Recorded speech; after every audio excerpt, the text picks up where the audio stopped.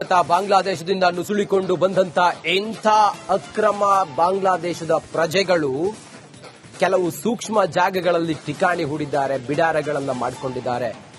ನರಪಿಳ್ಳೆಯೂ ಕೂಡ ಸುಳಿಯದಂತಹ ಜಾಗದಲ್ಲಿ ರಾಜಾರೋಷವಾಗಿ ಬಿಂದಾಸ್ ಆಗಿ ಇವರು ಬದುಕನ್ನ ಸಾಗಿಸ್ತಾ ಇದ್ದಾರೆ. ರಿಪಬ್ಲಿಕ್ ಕನ್ನಡ ಅಂತ ಜಾಗಕ್ಕೆ ಹೋಗಿ ಇವರನ್ನ ಐಡೆಂಟಿಫೈ ಮಾಡಿ ಇವರ ಬಾಂಗ್ಲಾದೇಶದ ಈ ನುಸುಳುಕೊಂಡು ಬಂದ ಇವರ ಬದುಕನ್ನ ಅನಾವರಣ ಮಾಡಿದೆ. ಇವರೆಷ್ಟು ಅಕ್ರಮವಾಗಿ ಬಂದಿದ್ದಾರೆ, ಇವರೆಷ್ಟು ಮಾರಕ ದೇಶಕ್ಕನ್ನೋದನ್ನ ಹೇಳಿದೆ. ಈ ಕುರಿತಾಗಿ ಒಂದು ವರದಿಯಲ್ಲಿದೆ.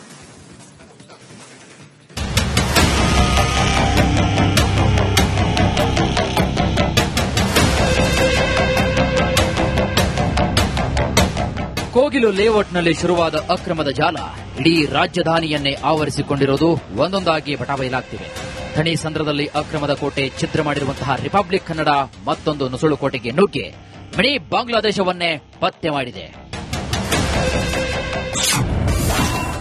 ರಿಪಬ್ಲಿಕ್ ಕನ್ನಡದಲ್ಲಿ ಮತ್ತೊಂದು ಬಿಗ್ ಎಕ್ಸ್ಪೋಸ್. ಆನೇಕಲ್ನಲ್ಲಿ ಪತ್ತೆಯಾಯಿತು ಮಿನಿ ಬಾಂಗ್ಲಾದೇಶ.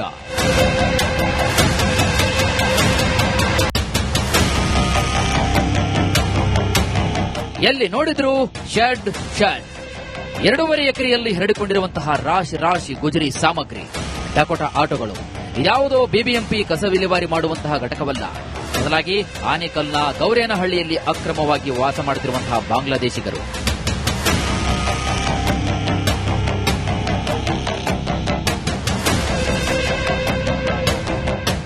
ಸ್ಥಳೀಯರ ಜೊತೆ ನುಗ್ಗಿದ ರಿಪಬ್ಲಿಕ್ ಕನ್ನಡ ಕ್ಯಾಮೆರಾಗೆ ಕಾಣಿಸಿದ್ದು ಈ ವಿಶಾಲವಾದ ಶೆಡ್ಗಳ ಸಾಲು. ಶೆಡ್ಗಳಿಗೆ ಎಂಟ್ರಿ ಆಗ್ತಿದ್ದಂಗೆ ಸಿಕ್ಕಿದ್ದು ಅಮೀನ್ ಅಲಿ ಲಷ್ಕರ್. ನೀವು ಎಲ್ಲಿಯವರಪ್ಪ ಅಂತ ಕೇಳಿದ್ರೆ Aadhaar card, voter ID card ಕೇಳಿದ್ವಿ. ಆಗ ಬಯಲಾಯಿತು ಅಮೀನ್ ಅಲಿ ಅಸಲಿ ಮುಖವಾಡ. ವೋಟರ್ ಐಡಿಯಲ್ಲೊಂದು ಹುಟ್ಟಿದ ದಿನಾಂಕ, ಆಧಾರ್ ಕಾರ್ಡ್ನಲ್ಲೊಂದು ಹುಟ್ಟಿದ ದಿನಾಂಕ.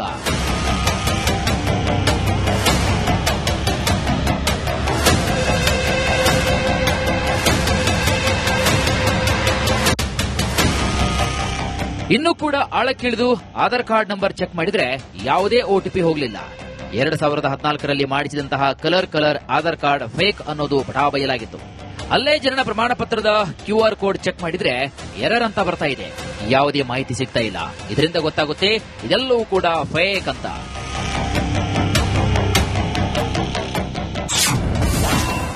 ಸೀಸ್ ಆದ 30ಕ್ಕೂ ಹೆಚ್ಚು ಆಟೋಗಳು ಪತ್ತೆ. ನಂಬರ್ ಪ್ಲೇಟ್ ಇಲ್ಲ, ಯಾವುದೇ ದಾಖಲೆಗಳಿಲ್ಲ.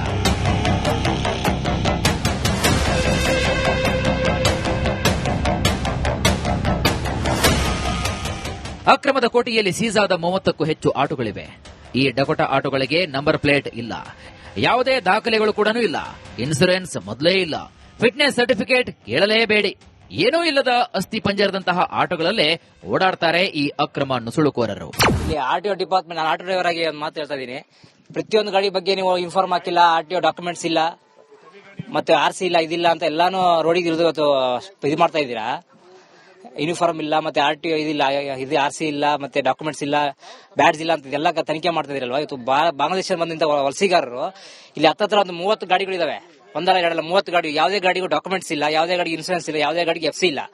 ಇದನ್ನ ಯಾವ ರೀತಿಯಲ್ಲಿ ನೀವು ರೋಡಿಗೆ ಬಿಡ್ತಾ ಇದೀರ ಅಂತ ಅರ್ಥ ಆಗ್ತಾ ಇಲ್ಲ. ಪ್ರತಿಯೊಂದು ಡ್ರೈವರ್ಗಳಿಗೂ ವಿಪರೀತವಾಗಿ ಚೆಕಿಂಗ್ ಮಾಡ್ತಾ ಇದೀರಾ, ವಿಪರೀತವಾಗಿ ಎಲ್ಲಾ ಡಾಕ್ಯುಮೆಂಟ್ಸ್ ಪರ್ಫೆಕ್ಟ್ ಆಗಿರ್ಬೇಕು ಅಂತ ಹೇಳ್ತಾ ಇದ್ದೀರಾ. ಪರ್ಫೆಕ್ಟ್ ಆಗಿ ಓಡಿಸ್ತಾ ಇದ್ರೂ ನೀವು ಇದು ಮಾಡ್ತಾ ಇದೀರಾ. ಇಲ್ಲಿ ನೋಡ್ರೆ 30 ಗಾಡಿಗಳು, ಯಾವುದೇ ಡಾಕ್ಯುಮೆಂಟ್ಸ್ ಇಲ್ಲ, ಏನಿಲ್ಲ. ಇದು ಯಾವ ಮಟ್ಟಕ್ಕೆ ನೀವು ತನಿಖೆ ಮಾಡ್ತಾ ಇದೀರಾ ಅಂತ ನಾವು RTO ಡಿಪಾರ್ಟ್ಮೆಂಟ್ಗೆ ನಾನು ನೇರವಾಗಿ ಕೇಳ್ತಾ ಇದೀನಿ. ನುಸುಳುಕೋರರಿಗೆ ಗೃಹಜ್ಯೋತಿ ಭಾಗ್ಯ.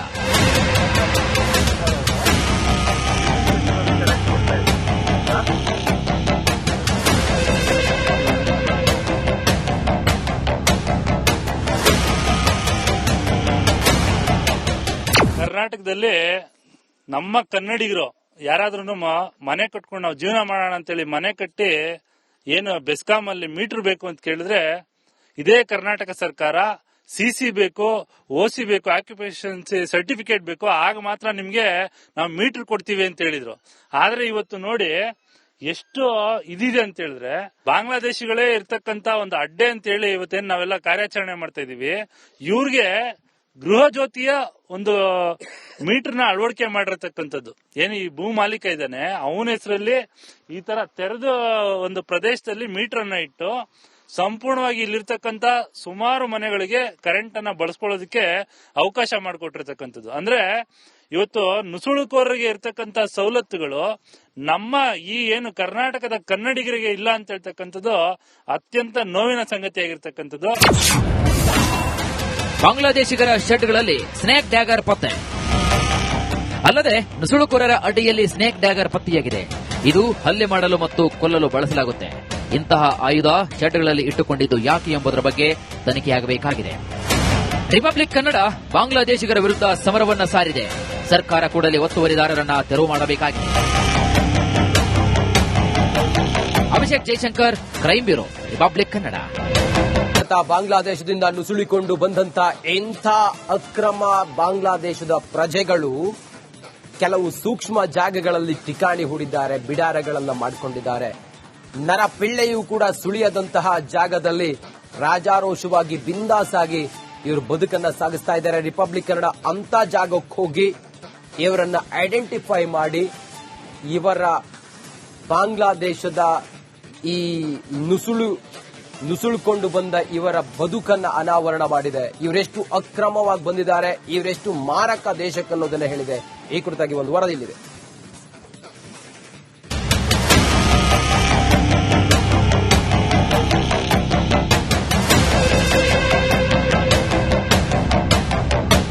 ಕೋಗಿಲು ಲೇಔಟ್ನಲ್ಲಿ ಶುರುವಾದ ಅಕ್ರಮದ ಜಾಲ ಇಡೀ ರಾಜಧಾನಿಯನ್ನೇ ಆವರಿಸಿಕೊಂಡಿರುವುದು ಒಂದೊಂದಾಗಿ ಬಟಾಬಯಲಾಗ್ತಿವೆ. ಥಣಿ ಸಂದ್ರದಲ್ಲಿ ಅಕ್ರಮದ ಕೋಟೆ ಛಿದ್ರ ಮಾಡಿರುವಂತಹ ರಿಪಬ್ಲಿಕ್ ಕನ್ನಡ ಮತ್ತೊಂದು ನುಸುಳುಕೋಟೆಗೆ ನುಗ್ಗಿ ಮಿನಿ ಬಾಂಗ್ಲಾದೇಶವನ್ನೇ ಪತ್ತೆ ಮಾಡಿದೆ. ರಿಪಬ್ಲಿಕ್ ಕನ್ನಡದಲ್ಲಿ ಮತ್ತೊಂದು ಬಿಗ್ ಎಕ್ಸ್ಪೋಸ್. ಆನೇಕಲ್ನಲ್ಲಿ ಪತ್ತೆಯಾಯಿತು ಮಿನಿ ಬಾಂಗ್ಲಾದೇಶ.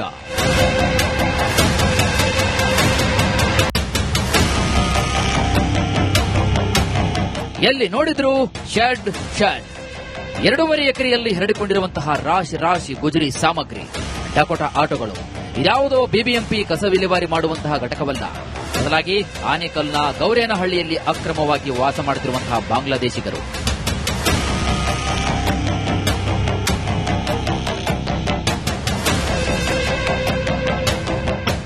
ಸ್ಥಳೀಯರ ಜೊತೆ ನುಗ್ಗಿದ ರಿಪಬ್ಲಿಕ್ ಕನ್ನಡ ಕ್ಯಾಮೆರಾಗೆ ಕಾಣಿಸಿದ್ದು ಈ ವಿಶಾಲವಾದ ಶೆಡ್ಗಳ ಸಾಲು. ಶೆಡ್ಗಳಿಗೆ ಎಂಟ್ರಿ ಆಗ್ತಿದ್ದಂಗೆ ಸಿಕ್ಕಿದ್ದು ಅಮೀನ್ ಅಲಿ ಲಷ್ಕರ್. ನೀವು ಎಲ್ಲಿಯವರಪ್ಪ ಅಂತ ಕೇಳಿದ್ರೆ Aadhaar card, voter ID card ಕೇಳಿದ್ವಿ. ಆಗ ಬಯಲಾಯ್ತು ಅಮೀನ್ ಅಲಿ ಅಸಲಿ ಮುಖವಾಡ. ವೋಟರ್ ಐಡಿಯಲ್ಲೊಂದು ಹುಟ್ಟಿದ ದಿನಾಂಕ, ಆಧಾರ್ ಕಾರ್ಡ್ನಲ್ಲೊಂದು ಹುಟ್ಟಿದ ದಿನಾಂಕ.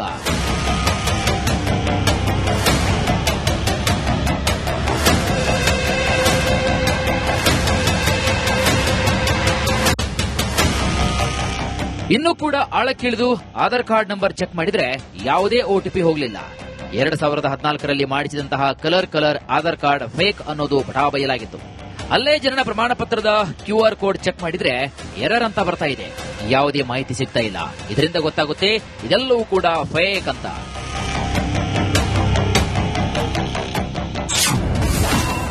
ಸೀಸ್ ಆದ 30ಕ್ಕೂ ಹೆಚ್ಚು ಆಟೋಗಳು ಪತ್ತೆ. ನಂಬರ್ ಪ್ಲೇಟ್ ಇಲ್ಲ, ಯಾವುದೇ ದಾಖಲೆಗಳಿಲ್ಲ.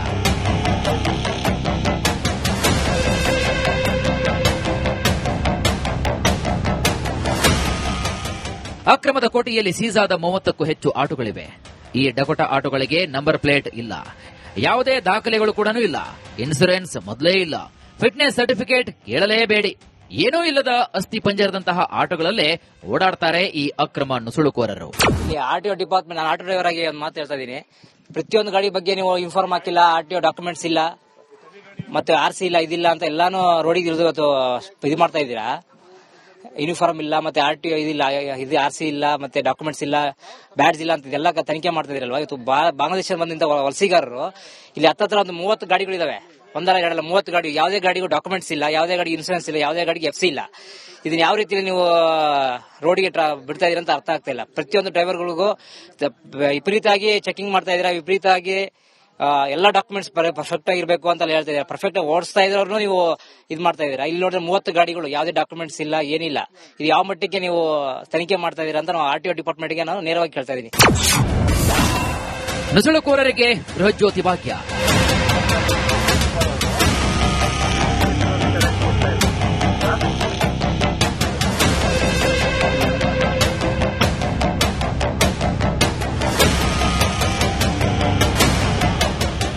ಕರ್ನಾಟಕದಲ್ಲಿ ನಮ್ಮ ಕನ್ನಡಿಗರು ಯಾರಾದ್ರೂ ಮನೆ ಕಟ್ಕೊಂಡು ನಾವು ಜೀವನ ಮಾಡೋಣ ಅಂತೇಳಿ ಮನೆ ಕಟ್ಟಿ ಏನು ಬೆಸ್ಕಾಂ ಅಲ್ಲಿ ಮೀಟರ್ ಬೇಕು ಅಂತ ಕೇಳಿದ್ರೆ ಇದೇ ಕರ್ನಾಟಕ ಸರ್ಕಾರ ಸಿಸಿ ಬೇಕು, ಓಸಿ ಬೇಕು, ಆಕ್ಯುಪೇಷನ್ ಸರ್ಟಿಫಿಕೇಟ್ ಬೇಕು, ಆಗ ಮಾತ್ರ ನಿಮ್ಗೆ ನಾವು ಮೀಟರ್ ಕೊಡ್ತೀವಿ ಅಂತ ಹೇಳಿದ್ರು.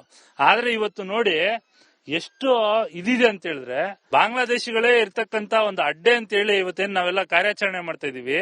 ಇವ್ರಿಗೆ ಗೃಹ ಜ್ಯೋತಿಯ ಒಂದು ಮೀಟರ್ನ ಅಳವಡಿಕೆ ಮಾಡಿರತಕ್ಕಂಥದ್ದು. ಏನು ಈ ಭೂ ಮಾಲೀಕ ಇದ್ದಾನೆ ಅವನ ಹೆಸರಲ್ಲಿ ಈ ತರ ತೆರೆದ ಒಂದು ಪ್ರದೇಶದಲ್ಲಿ ಮೀಟರ್ ಅನ್ನ ಇಟ್ಟು ಸಂಪೂರ್ಣವಾಗಿ ಇಲ್ಲಿರ್ತಕ್ಕಂಥ ಸುಮಾರು ಮನೆಗಳಿಗೆ ಕರೆಂಟ್ ಅನ್ನ ಬಳಸ್ಕೊಳ್ಳೋದಕ್ಕೆ ಅವಕಾಶ ಮಾಡಿಕೊಟ್ಟಿರ್ತಕ್ಕಂಥದ್ದು. ಅಂದ್ರೆ ಇವತ್ತು ನುಸುಳುಕೋರರಿಗೆ ಇರ್ತಕ್ಕಂಥ ಸವಲತ್ತುಗಳು ನಮ್ಮ ಈ ಏನು ಕರ್ನಾಟಕದ ಕನ್ನಡಿಗರಿಗೆ ಇಲ್ಲ ಅಂತ ಹೇಳ್ತಕ್ಕಂಥದ್ದು ಅತ್ಯಂತ ನೋವಿನ ಸಂಗತಿಯಾಗಿರ್ತಕ್ಕಂಥದ್ದು.